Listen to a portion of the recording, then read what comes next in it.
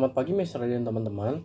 Pada kesempatan kali ini, kami dari kelompok yang kesekian beranggotakan saya, Glenn, absen 5, Kiesha absen 13, Leo absen 12, Mita absen 17, dan Noah absen 18, akan mempresentasikan tentang kimia hijau yang bertema bahaya sampah plastik. Selamat menyaksikan. Pengertian sampah plastik. Sampah plastik adalah jenis sampah yang terbuat dari bahan plastik. Plastik adalah material sinetis yang sulit terurai alamiah dan dapat mencemari lingkungan jika tidak diolah dengan baik. Sampah plastik meliputi berbagai produk plastik seperti kantong plastik, botol, wadah, dan berbagai produk konsumen yang lainnya terbuat dari plastik.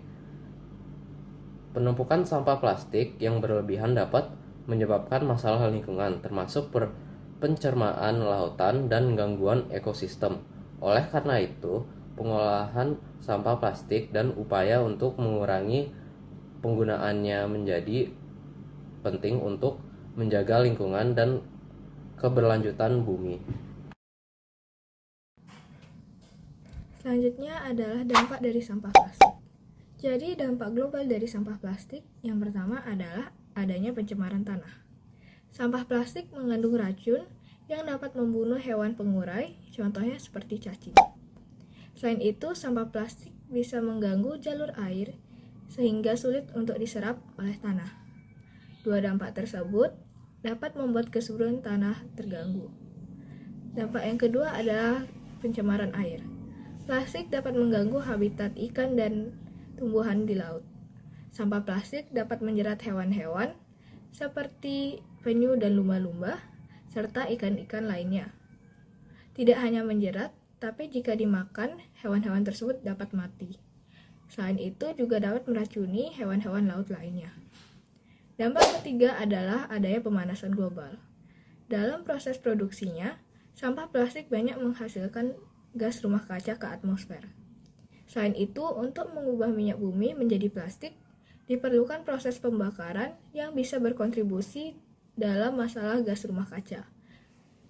Dampak keempat adalah polusi udara. Proses pembakaran sampah plastik menghasilkan asap yang mengandung partikel mikroplastik, logam berat, dan zat kimia beracun, seperti bifenil, poliklorinasi, dan pestisida. Asap ini dapat mencemari udara dan mengganggu pernapasan manusia dan hewan. Dan masalah yang terakhir adalah banjir. Terjadinya bencana banjir disebabkan oleh kegiatan manusia, di mana mereka membuang sampah sembarangan dan tidak di tempatnya. Terima kasih. Selamat pagi semuanya. Perkenalkan, nama saya Glenn Ariel Tanaya dari kelas 11 absen 5. Pada kesempatan kali ini saya akan memberikan solusi untuk mencegah masalah sampah plastik. Yang pertama adalah dengan melakukan kegiatan 3R, yaitu reuse, reduce, dan recycle. Reuse yang berarti kegiatan memakai ulang atau memilih wadah, bahan, atau kantong yang dapat dipakai berulang kali. Contoh dari kegiatan reuse adalah daripada menggunakan botol kemasan plastik yang susah diurai dan hanya bisa dipakai sekali, kita bisa menggunakan botol yang terbuat dari kaca atau tumbler yang bisa dipakai berulang kali dan praktis. Contoh lainnya adalah daripada menggunakan tas belanja yang terbuat dari kresek atau kantong plastik, kita bisa menggunakan tas belanja yang terbuat dari kain yang bisa dipakai berulang kali. Lalu ada kegiatan reduce atau mengurangi atau menghindari penggunaan sampah plastik dalam jumlah besar. Contoh dari kegiatan reduce adalah mengurangi penggunaan bahan sekali pakai.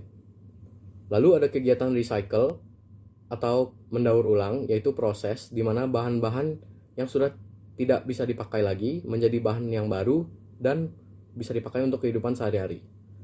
Contoh dari kegiatan recycle adalah dengan mengolah sampah kertas menjadi kertas yang dapat dipakai lagi atau menjadikannya karton.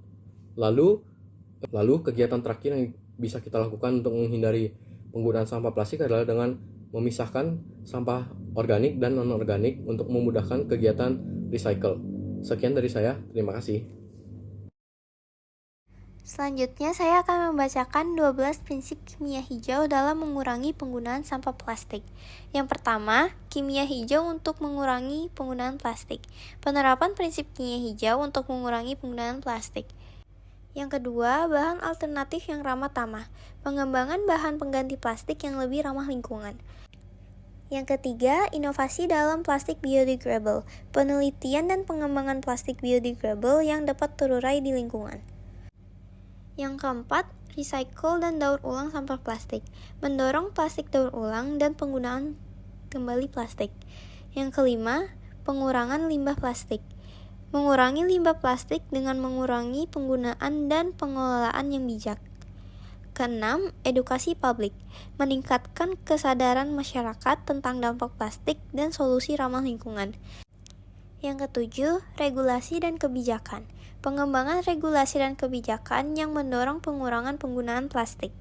Kelapan, kolaborasi industri. Kerjasama antara industri untuk menggantikan plastik dengan alternatif yang lebih baik. Kesembilan, pengolahan sampah plastik. Mengolah sampah plastik dengan cara yang bertanggung jawab dan ramah lingkungan. Kesepuluh, penelitian dan inovasi. Penelitian terus-menerus untuk menemukan solusi kimia hijau dalam pengurangan penggunaan plastik. Kesebelas, kemasan ramah lingkungan. Pengembangan kemasan yang lebih ramah lingkungan untuk menggantikan kemasan plastik.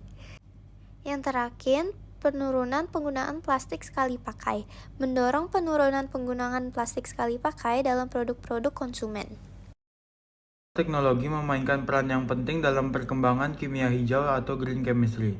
Ini terutama terkait dengan penggunaan nanomaterial dalam berbagai proses kimia yang lebih ramah lingkungan.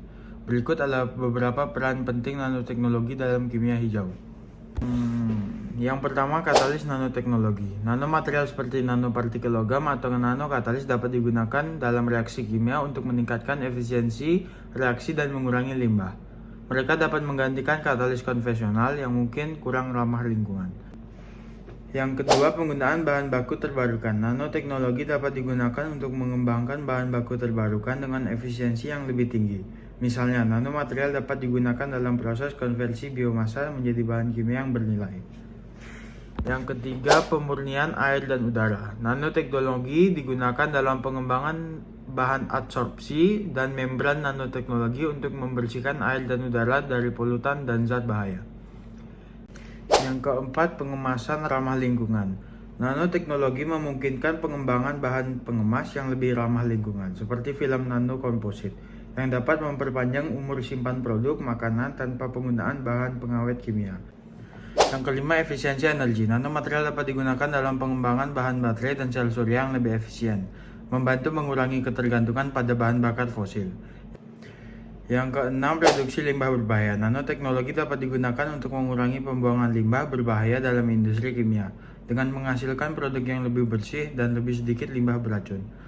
Dengan mengintegrasikan nanoteknologi dalam kimia hijau, kita dapat mengurangi dampak lingkungan dari berbagai proses kimia dan menciptakan solusi yang lebih berkelanjutan dalam bidang kimia dan industri terkait.